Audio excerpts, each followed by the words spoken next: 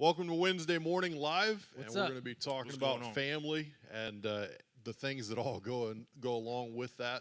Kids, parenting, husband, wife, single mom, just talking about it all. But today we're going to focus on boundaries and the importance of boundaries and boundaries with kids, boundaries in relationships, just boundaries across the board for today. And so I just want to start off by saying, hey guys, when y'all think about boundaries, what do you think makes boundaries important? What do you think of with boundaries?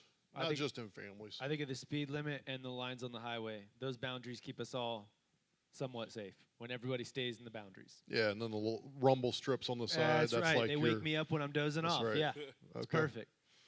Yeah. Travis, When what you think of? When I think about boundaries, I feel like they're like what's needed. Without boundaries, there's no sense of direction or what's right or what's wrong. Yeah. Yeah. So I was on a trail this weekend, and the trail is very clearly marked. You get off trail, you get lost. And there was sometimes when it was really uphill, and I'm like, man, I'd much rather take the gentle route. Right. But then I get off track, and I'm lost. So staying within the boundaries, it stinks sometimes, Yeah. but it gets you there faster, honestly. Yeah. I always go to athletics, sports and basketball. You have boundaries of what you can and cannot That's do. right. You have boundaries of where you can and cannot dribble. Yeah. Keep But it safe. yeah, and something that I tell whenever I lead kids classes is if we constantly focus on the boundaries or the rules of the game, Right. the game's no fun. That's right. right. So Right. we play the game knowing what the boundaries are, Yeah. but we have fun playing it, Right. knowing that if we step outside of the bounds that we're going to get called. Right. If you're only ever complaining about, man, I wish the court was 5 feet wider. Man, I wish the goal was Yeah, 3 exactly. feet lower. Yeah. Yeah. You don't want to play basketball. Right. You just want if to the reinvent the game. three-point line was Yeah. another 10 feet Yeah, out, I could yeah. really do better. Yeah, So, exactly. yeah. I want to talk today about boundaries and families. And Pastor Marc, you're getting ready to have a kid and do very well hanging out with kids and talking to kids, getting them pumped up and then leaving. Yeah. yeah. I'm going to do that to my Lots wife of sugar. every day. Yeah. I'm going to walk in, give the kids some coffee, say, That's you're right, going to yeah. love your mom today, and then I'm going to walk out. Give me your sippy cup, son. Yeah. Let's Yeah. pump it up with coffee. So it's important not just for my kids to have boundaries, but for me to have boundaries? Yeah, we're Is going to that talk what you're- about it. We'll talk about that Okay. later. We'll talk Okay. about that later. That's another time. And Travis, I know that you got kids as well. But I'll talk more to you right now, but setting boundaries is tricky with kids. Would you agree? Oh yeah. Okay. Absolutely. I'm very much like, I'm the dad that I'm like, is this the right decision? Yeah. I'm always second guessing my boundaries. Like, is this too much? Is this too little? Am I saying the right things? Are my words coming out in a way that are? Yeah. And so boundaries are very important. But I think a lot of times we use words and actions and reactions because we don't do the work ahead of time to set up boundaries for our kids. I agree. I agree. If that makes sense to That's you. true in every area of life, Yeah. man. That prep work on the front Yeah. end. Yeah. For real. That goes into construction and everything. but Yes, yeah, amen. You've got that prep work. Boundaries are set up with trial and error. It's a lot of trial and error, especially with kids, because the Bible has things that lays out. Deuteronomy talks about you should raise up a child in the way they should go. When they're lying in their bed, when they're walking by their way, when they're hanging out with their friends, you should constantly be talking about Christ. But as far as if your child hits their Yeah, brother, right. there's no, That's this is right. the punishment. That's right. If your child does not obey by cleaning their room, you should. There's no book out there that I've found. Right. So there's a lot of trial and error to boundaries and what we do. And you've got 4 kids, so you've had a lot of trial and error yeah. at this point. Yeah, I would say a lot of trial and error and a lot of error. And you're still saying, even with 4 kids, because there's some people watching who are like, well, if I had 4 kids, I'm sure I'd know it. And you're still saying, like, It's always each it's kid is constant. different. Yeah. And I was even talking to you about that earlier this morning. All my kids are different. They all have different personalities, and what punishment would work for one child does not work for the other child. Yeah. And so it's that constant trial and error, even as simple as food, Are we going to make them finish their food? Are we going to make them try some of the food? Are we going to, and you have parents that fall on both sides of that spectrum, but what are our boundaries with food? Are we going to let them throw food away? or are we going to try it? It's And- very easy for me as a non-parent Yeah. to watch other parents be like, I would never. Yeah, I would always make, absolutely. Oh, you let my son not finish his meal. And I can already assure you, I'm already eating crow on that. Like, yeah, it's Yeah. easy to say what you would do. But, like, let's jump into it. I mean, what are some of the boundaries? Because these are gray areas. Each Right. kid is different. But let's talk about some boundaries you guys have, because you got a lot of them here listed, Kev. And I think a lot of parents haven't even considered some of these as areas of boundary. Like food, they're just like, oh, I should let the kid eat. Right. Right. Just do what they want. Why does And that there's, matter? I think there's something that really stood out to me. Chip Ingram shared it in his study, House or Home, and he made the statement: "There's an age where a child needs to understand from a parent, because I said so." And we've all heard it. The kid asks, Yeah. "But why?" Right, And there is an age where you don't need to debate with your child, right. but you just need to say, "Because I said so." And what you're teaching there is a boundary of respect. Authority. Right. Yeah, I'm in charge. That's I'm right. the mom. I'm the dad. I'm making the decision that is best for you. right. And so there is an age. Now, Travis, would you agree or disagree with that? You got like an age where you see that coming into play, Yeah, my daughter's 12. Well, she's about to turn 12. She's 11. right? So she doesn't ask questions. She just listens and Yeah, never she's disobeys, right? easy to get along Yeah. with. Yeah. Yeah, that's that Travis age where is they doing just. good. I've heard at 11 they all just start acting right. Yep, Right. Pastor Mark, it works. Yep, That's and right. they usually they're potty trained by 3 to 4 months. Oh wow! So, yeah, I have keep so that much in to mind, look too. forward to. Don't You guys deceive always yourself that encourage morning. me. That's right. No, no, that's It's not that's how it works. Very deceiving. Okay. Yeah, she's always been a question person. Yeah, Even when she first started to talk, she was always ask questions. Why? yeah.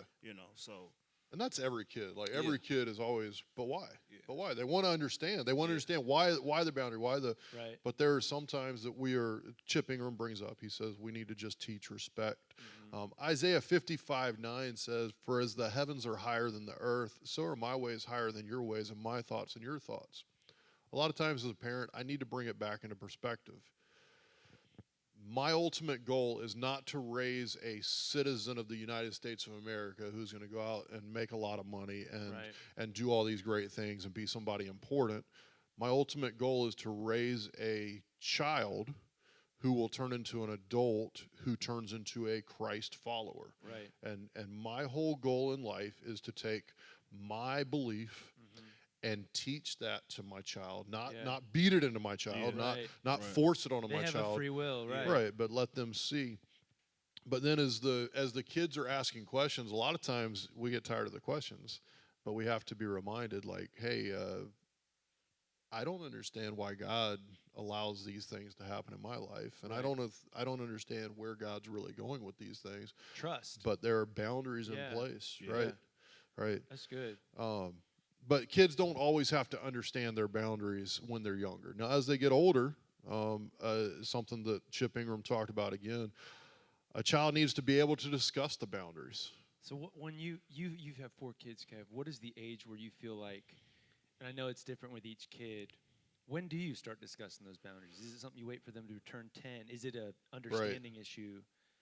Does Yeah, it depend on the boundary? I am. Yeah, it really has a lot to do with what the boundary is. You Right. know, don't run out in the road. That's one of the things where it's Yeah. because I said so, because I love you, and it's gonna Right. change your life. It's gonna Yeah. save your life.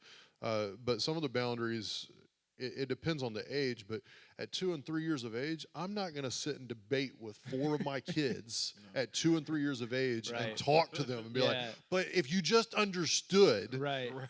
Get on my it's- level here. Right, This right. is it's for not, you. It's not worth it, even Okay. at the age of 4. And look, every parent, we're all guilty. Yeah. My child's smart. Right. My child's extra smart. Well, I told y'all that my child's already listening to me. Right, in the belly, yeah. right? Your child's already reacting, Yeah. obeying. Right. Give me 5. Right. And I put my 5 hand on my through the- wife's stomach and I said, "Give me 5, dude." And my wife will tell you he kicked so hard. So my child's pretty obedient, is all I'm saying. Yeah. He's not even born yet. And what we know is he was actually kicking his dad, Yeah, he's like, not giving a "This is what 5. I He was think." throwing a temper tantrum. That's right. This is what I think. He's of probably you. laid out on his back, throwing his feet, and just happened to hit his. Yeah. He's like, I'll give him this right now, but I'm never listening again. Yeah. Yeah. Right. Yeah, but there are different ages for boundaries for all kids. But at 2, 3, and 4 years old, no matter how smart your kid is, they need to understand authority, Right. and that will help them in the long run. That's going to come back later if Right. we don't teach them authority at a young age. And it's gonna be problematic when they're a teenager and a young adult, Yeah. for sure. And I'm very much look. I was the guy watching. I would say smart comments and laugh, but I was the guy who watched before I had kids and be like, my child will never do that. Yeah, They'll never lay out in Walmart kicking Yeah. and screaming. right. And 'Cause- 3 of my 4 kids have done it. I mean, it's like, what are you doing? Why? You gave me no reason for this. And then, but yeah, boundaries are important. So, you don't need to debate. You don't need to debate with a 3, 4-year-old, and you don't need to debate with a 5, 6, 7-year-old. And what will happen is, as they're young, and you set the precedence for authority figure. Right. As they get older, it's not that they're going to debate with you, but they're going to ask why. And I'm gonna guess, Kev, that when you say discussing these boundaries, it's not a bad. It's actually, I'm asking, it's probably really enjoyable for you to help explain to them sometimes. If it's not a debate when they're 4, but it's a real discussion when they're 8, 9, and 10, and they're genuinely old enough Right. to They're starting to understand it. Yeah, and now you're able. That's got to be a real good father moment, mother moment, more than just a "this is why," and now I'll actually tell you. Right. Right. And it happens, Chip Ingram, going back to the house or home Bible study, but it happens because that authority has been set early on. Now, some of you might be here and be like, well, my kids has run the house since they were born, and how am I going to get this back into shape? It can be done. It's hard work. Right. Parenting is not easy. Yeah. But if you start with loving your child, when it's bedtime, don't lose your cool. It's hard. Last night, we're trying to get all 4 kids in bed, and they're all doing everything they're not supposed to be doing. Let's brush our teeth. Well, they're going to run downstairs and get water. Let's use the bathroom. Well, now they're going to go get their socks ready for the next day. Right. Everything we tell them to do, they're not doing. But if you stay calm at bedtime, if you stay calm around your child, they'll ask. But it's a fun time to be able to sit down and talk to your children.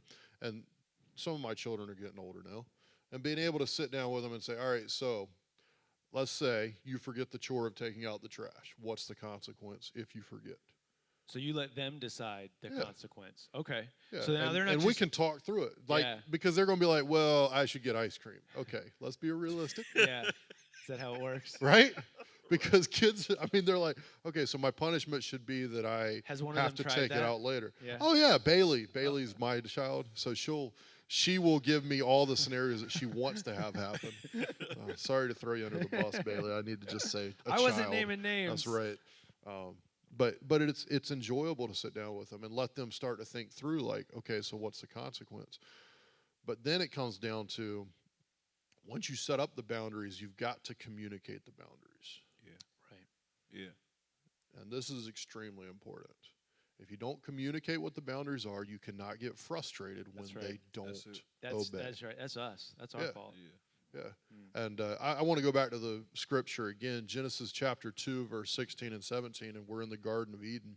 The Bible says, and the Lord commanded the man, saying, he's talking to Adam, you may surely eat of every tree of the garden, but of the tree of knowledge of good and evil you shall not eat, for in the day that you eat of it, you shall surely die.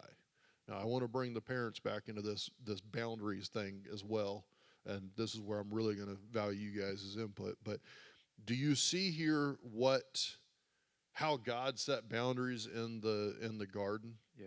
Where did he put the tree? Within reach. Right. Yeah. Right in the middle of the garden. It's like, you see that tree? Yeah. It's right there. There's no fence. Yeah. And as a parent, Right. it's like, you're fighting over that toy. Let me fix this situation. Yeah. I will remove the toy Uh-huh. from the scenario. Because we think the toy is the temptation. Right. That's Yeah. not The the toy is issue. obviously the problem. Right. Yeah, So that's- whatever God made, whether it was a tree, whether it was an animal, the very fact that God said no, Yeah. that's the issue. Yeah. Because the human heart, my future child, me as a child, Yeah. when we hear no, we think, Did he really mean it? yeah, let me find that. Really? How far can let I me find push that this? gray area. Yeah. Right. And then you look at God, and another point that I want to bring up, I can guarantee you that God knew Yeah. that they were going to fall. Right. Yeah. God knew that they were going to fall into that Yeah. temptation. I know that my child is going to mess up, just like right. I know that I'm going to mess up. Yeah. Right. And I can guarantee you that there was something within God. Even today, I believe God would love to just reach down and be like, nope, nope, nope, nope, nope. Right. Terrible Yeah. decision. Let me remove that Absolutely. from the temptation. So then there's no free will, Right. Right. and any love where there is no free will is not love at all. Yeah. If I can make you love me, if I can make you obey me, it's not your choice. It's kind of like your kids. If you could program them, is it a kid or is this a Right. robot now? Yeah. But I'm sure I don't have kids, but I'm gonna bet it means so much to you guys when your kid says "I love you," when your kid obeys you, when they finally get it right of their own Oh, yeah. free will. Yeah. I mean, and that's what God was doing, saying, "Here's the choice." Yeah. Yeah, and it is. It's very important that we give our children that free will in a safe environment. Right. Because as they mess up, we need them to come back and talk to us. Yeah. And we can sit down with them and say, you know what, you messed up, but it's okay. Dad messes up. Yeah, that's true. Because the Garden of Eden, we think, well, they sinned. That's not the end of the book. That's the very beginning of God's longest redemption plan. It results in Jesus coming, saving mankind. So as parents, I'm assuming where you're going with this is like, don't let the punishment or the thing they did be the end of their story for that day. Right. Like, yes, there's punishment, but there's redemption. There's a lesson learned. And this is where boundaries is important, because oftentimes we as parents, we're always thinking, all right, so what's the boundary I need to put in place for my child? But the truth of the matter is, if we put boundaries in place for ourselves, the boundaries for our children becomes a lot easier. Yeah. And so I'm going to ask you guys, like, you know, you're married, don't have kids, but you've been married for how many years? 14 and a half years. 14, so pushing 15 years. Yeah. And you've been married 4 years. 4 years, and you've got kids. And in our marriages, we have to set up boundaries. And so I want to talk about boundaries in our marriage because, you know, we're talking about family. What are some boundaries that you have in place to protect yourself for your wife? I'm going to start with you. Yeah. So I'm going to give you a second to think. But to protect yourself and your wife and your relationship, what are some boundaries that you guys have established for yourselves, or that maybe you personally have established? Well, I always try to protect her thought process about any possible thing that could be wrong. So, like, if I serve in church and I'm always around other women, so always when I'm dealing with, if I have to speak with someone, always try to have somebody else with me Right. at all times, just to Protect your reputation. absolutely. Right. Yeah. Because you never know. And you know, we see guys stumble all the time. Yeah. With that. Yeah. What are some boundaries that maybe you have in place, you and your wife? When you talk about with our relationship in general, there's some general things like we try to focus on spending a lot of time together. So I've found most guys stay out of trouble when they're not alone. Mm-hmm. Okay, and I know that's true for me. When I was a teenage boy, I was an only child, so I was alone a lot.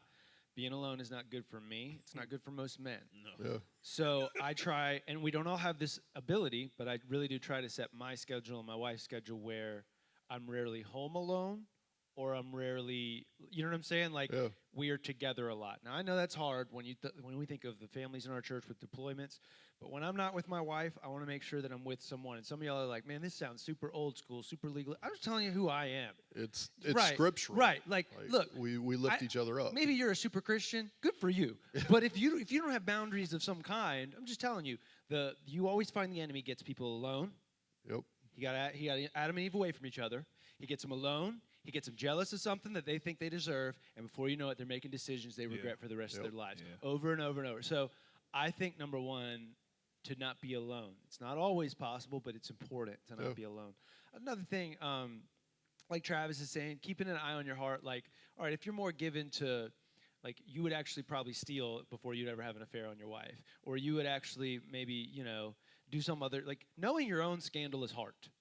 So whatever you're given to, set up more boundaries in that area. Yeah.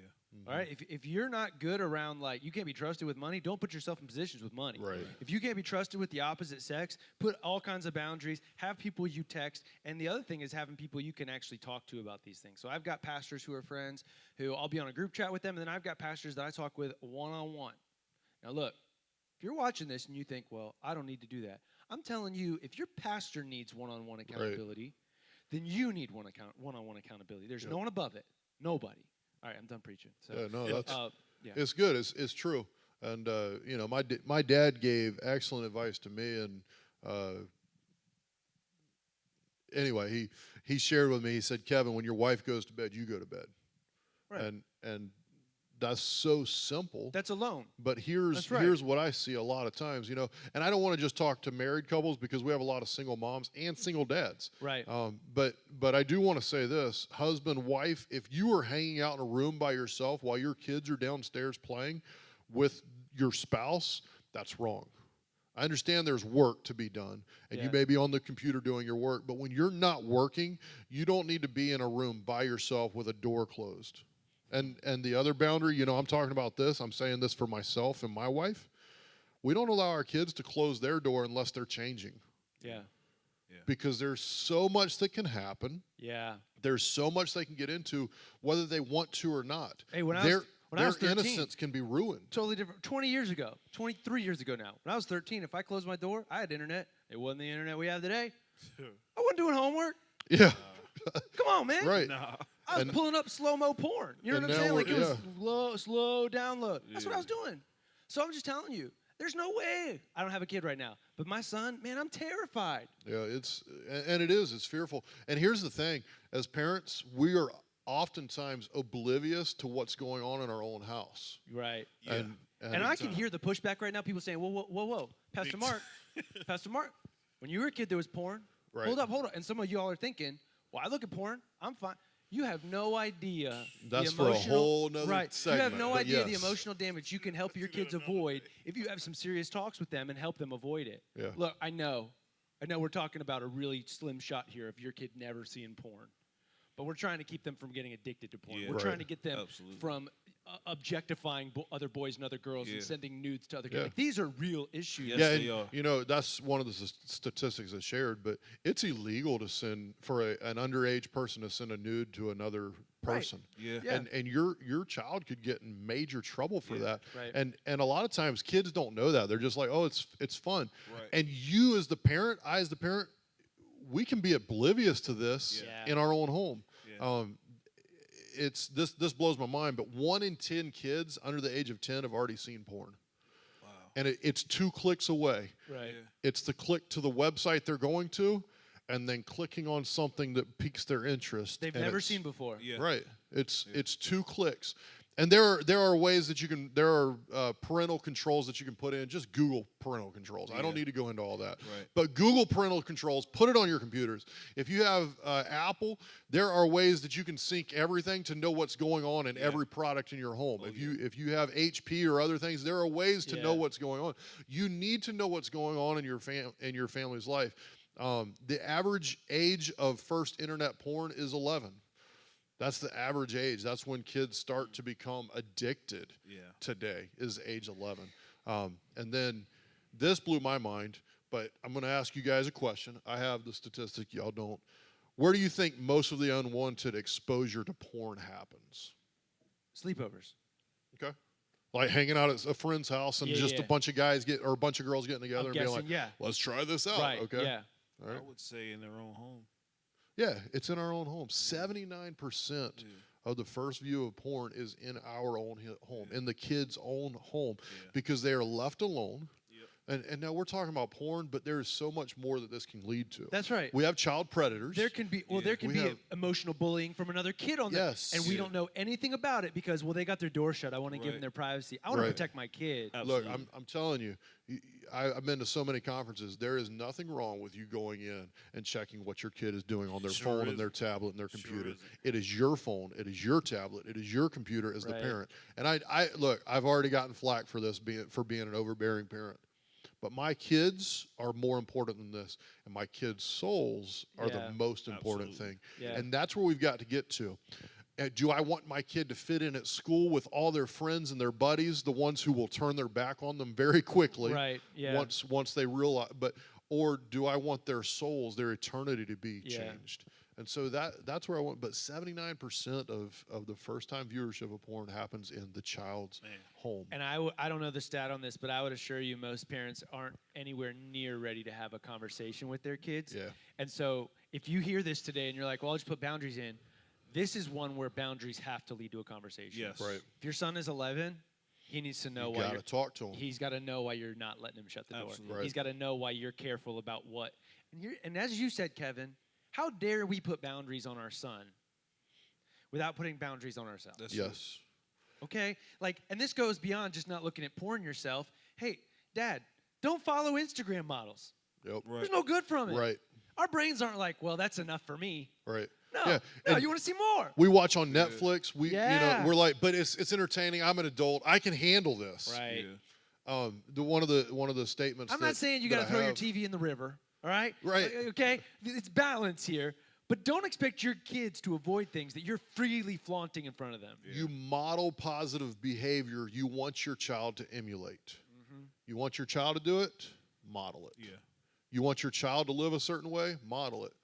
My wife and I, we very rarely close our door unless we're changing clothes. Yeah. We're married, Right. okay? Yeah. But our door stays open as well. Yeah. Because we want our kids to understand that they can come into our room, Yeah. Right. they can see what we're doing, and And everybody that's watching just said, "What about the 1% that?" Shut up. Your kid needs to know 99% of the time. Right. Seriously. Yep. They need to know more Yeah. often than Yeah. not. Mom and Dad's room is open to Yeah. us. right, yeah, and it goes so far, but man, your kids need to be able to come in. And look, we don't let our kids sleep with us. Like that's been day one. My wife and I decided on that.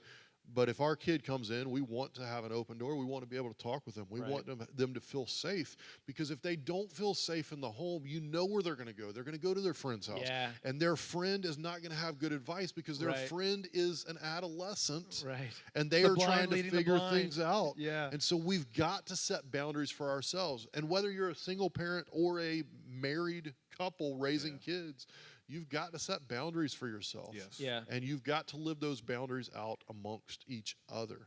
And then, Pastor, you talked about talking with your kids. I think it's My- because here's the thing. I want my kid to be a better man than me, and that's not fair. I've already in my mind thought my son's never going to do the things I did So because I'm just going to have a better son somehow. By I don't not remember the modeling these pastor things. that it was, but he made the statement. He said, I didn't have a good home life. And he brought a chain up, and he had the chains, and he said, in this link there is a weak link. And he took the chain apart at the link that was weak, and he said, this was my family right here at this break in the chain. He said, but this link right here is the beginning of a new chain. He said, and from here moving forward, all of these links are strong. Yeah.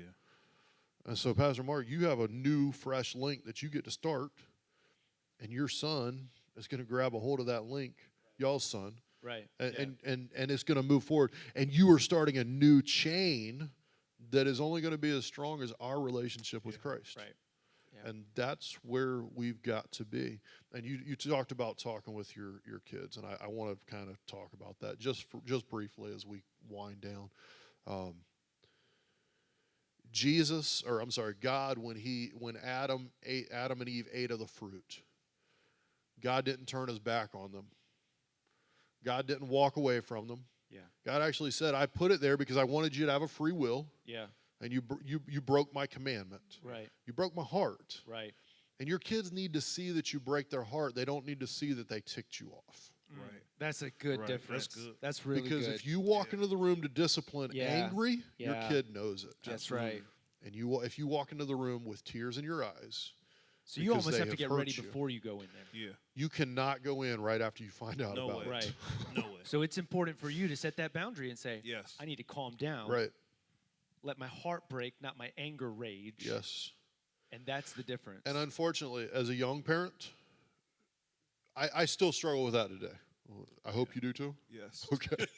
Absolutely. Because we're like, I'm gonna fix the problem now, Yes. right? Yeah. Right now. But I have calmed down a lot. But when I was younger, poor Bailey, I would follow her in the room and I would discipline then. Yeah. And I wanted to say it was out of love because I cared about her, but I Right. disciplined out of anger too Yeah. much. yeah. Yeah. And even this past week, one of my children did something, and I sent them to their room, and I stayed out in the garage and calmed down and thought through it. And I went in and I talked to them, and we had a conversation, And it wasn't a conversation of, so explain to me why you did wrong. It was a Right. conversation of, what's going on? Yeah. Yeah. Where's the hurt? Where's the struggle? Yeah. And look, your kids are going to be scared to death whenever they see that thing on the internet that they're not supposed to see, because they know in their mind Right. Yeah. it's wrong. Yeah. And if you don't have an open door already created, Yeah. they will not come to you. You do want them coming. Yeah. They Absolutely. need to be able to talk to you. They need to be able to open up to you. And if they don't, they will find somebody else. Yes. They Yeah. will. And So- if you've been judgmental to this point, if you've been angry in your punishment to this point, don't count on them coming to you when they're 13 and they've got a real big crisis. Right. So that open door has to start so much ahead. You Yeah. know?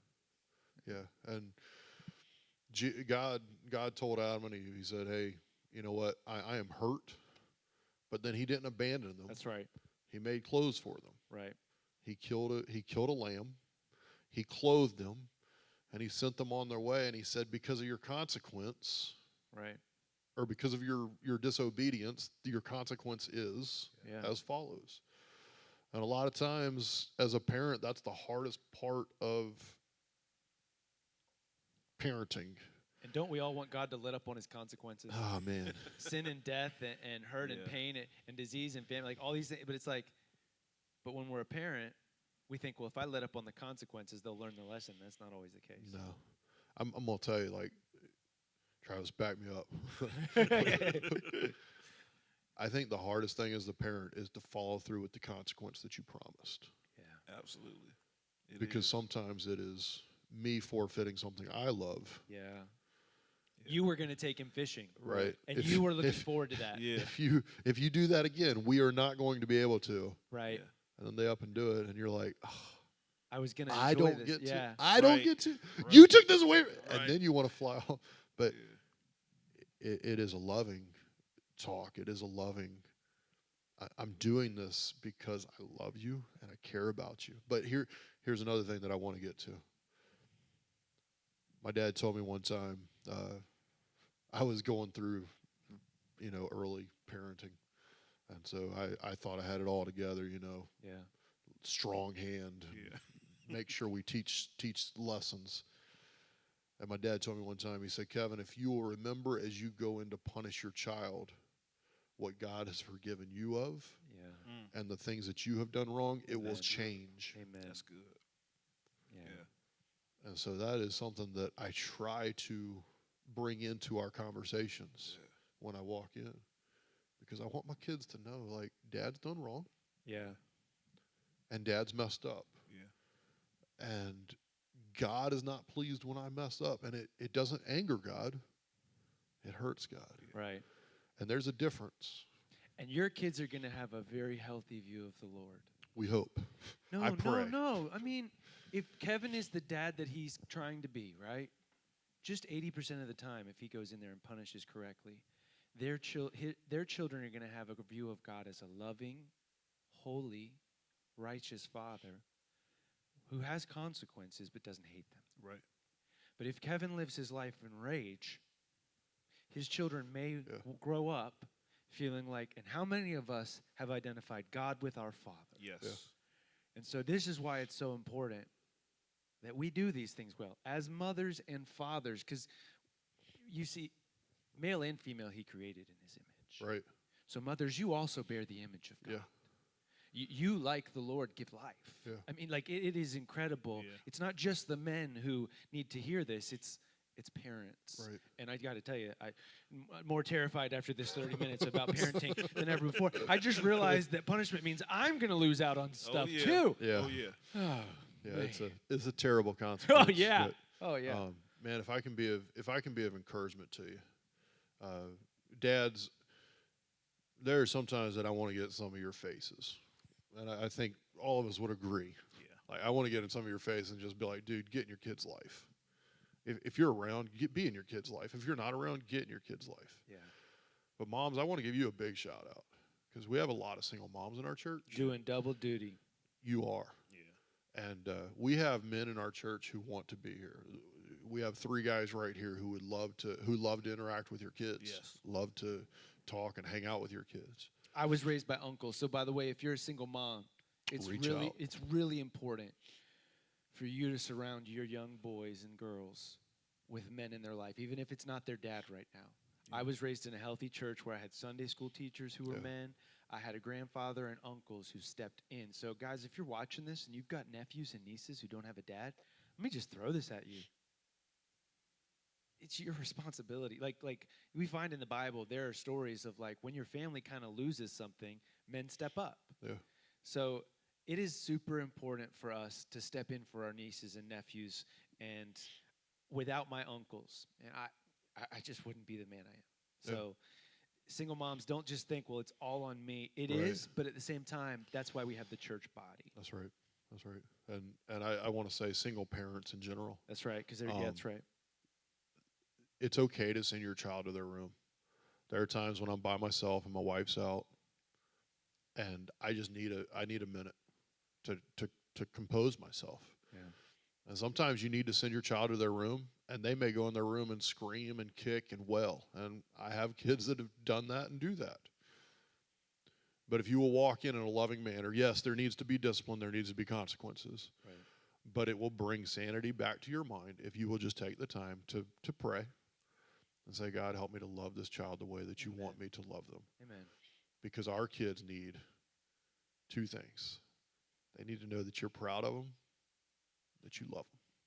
Yeah. And if you can give them that, they'll have no problem following God. That's what the Holy Spirit said to Jesus when he was baptized. This is my son, my beloved. I love him, in whom I'm well pleased. Yeah. I'm proud of him. Yep. If Jesus, the Son of God, needed to hear that his dad loved him and was proud of him, then your child needs to hear Absolutely. that their No parent question. loves them and is proud of them. Yeah, It's for good, sure. y'all. Let me end with this. Your kids don't need to know that you're proud of them for every little thing that they do. Don't make it. My kid's the greatest, because that goes to heads. Every bumper sticker, yeah. But yes, we are proud of them, and man, be proud of them for the things that matter. Yes. The things that matter. Yeah. Not the. Anyway, you know. Another what I'm saying. podcast, another Yep. time. Love them. Be proud of them. Give them a home that they feel safe in. That's right. All That's right. good. Good. Awesome. All right. All right. Y'all have a great Wednesday. Parents' boundaries. You need them.